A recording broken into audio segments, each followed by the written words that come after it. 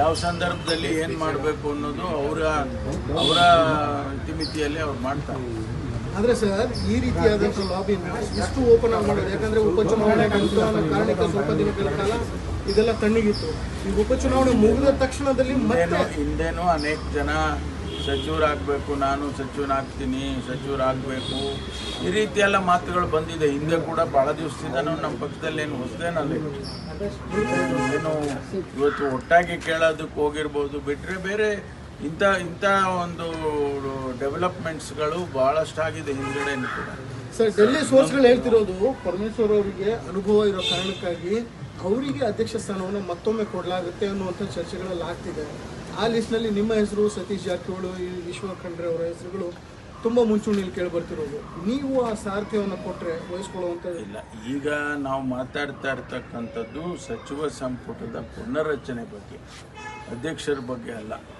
ಅದರಿಂದ ಅಧ್ಯಕ್ಷರದ್ದು ಅದೆಲ್ಲ ಇವೆಲ್ಲ ಆಗಬೇಕಂದ್ರೆ ಹೈಕಮಾಂಡಿಗೆ ಬಿಟ್ಟಿದ್ದಲ್ವಾ. ಅವರು ಯಾರನ್ನ ಕನ್ಸಲ್ಟ್ ಮಾಡಬೇಕು, ಯಾರಿಂದ ಮಾಹಿತಿ ತೊಗೋಬೇಕು ಮತ್ತು ಅದೆಲ್ಲ ತಿಳ್ಕೊಂಡಿರ್ತಾರೆ ಅವರು. ಈಗ ನನಗೆ ಅಧ್ಯಕ್ಷ ಸ್ಥಾನ ಮಾಡಿದರು, ಅಧ್ಯಕ್ಷ ಸ್ಥಾನ ಕೊಟ್ಟರು. ಆವಾಗ ನಾನೇನು ಹೋಗಿ ಲಾಬಿ ಮಾಡಿರಲೇ ಇಲ್ಲ, ನಾನು ಯಾರಿಗೂ ಕೇಳೋಕ್ಕೂ ಹೋಗಿರಲಿಲ್ಲ. ಅವತ್ತು ನಮ್ಮ ನಾಯಕರಾದಂಥ ಶ್ರೀಮತಿ ಸೋನಿಯಾ ಗಾಂಧಿಯವರು ತೀರ್ಮಾನ ಮಾಡಿದರು.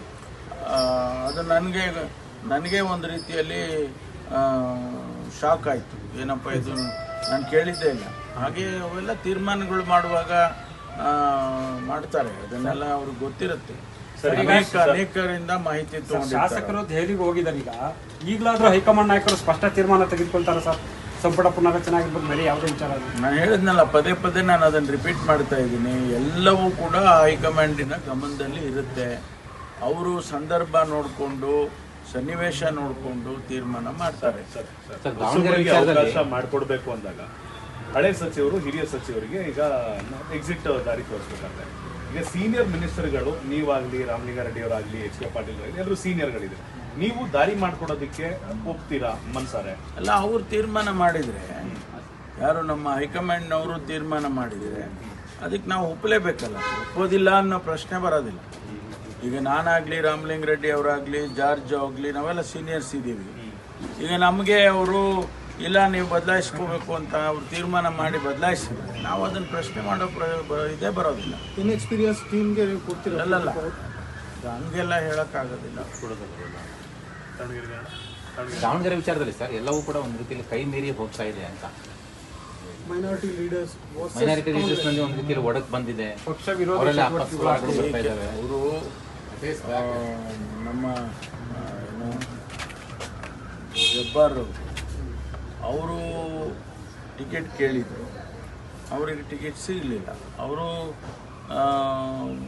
ಚುನಾವಣೆಯಲ್ಲಿ ಹೆಚ್ಚು ಭಾಗವಹಿಸಲಿಲ್ಲ ಅನ್ನೋದು ಅವ್ರ ಮೇಲಿರ್ತಕ್ಕಂಥ ಆಪಾದನೆ. ಅದಕ್ಕೆ ಅವರು ರಾಜೀನಾಮೆನೇ ಕೊಟ್ಟಿದ್ದಾರಲ್ಲ, ಅಲ್ಪಸಂಖ್ಯಾತರ ಘಟಕಕ್ಕೆ ರಾಜೀನಾಮೆ ಅಕ್ಸೆಪ್ಟು ಮಾಡಿದ್ದಾರೆ ನಮ್ಮ ಅಧ್ಯಕ್ಷರು. ಈಗ ಹೊಸದಾಗಿ ಒಂದು ಸಮಿತಿ ಮಾಡ್ತಾರೆ. ಈ ಮಧ್ಯೆ ಬೇರೆ ಮೈನಾರಿಟಿ ಲೀಡರ್ಸ್ಗಳು ಸ್ವಲ್ಪ ಅವರಿಗೆ ಮಾತುಕತೆಗಳು ಆಗ್ತಾ ಇದೆ. ಇದನ್ನು ನಾನು ಕೂಡ ಮಾಧ್ಯಮದಲ್ಲಿ ಗಮನಿಸಿದ್ದೇನೆ.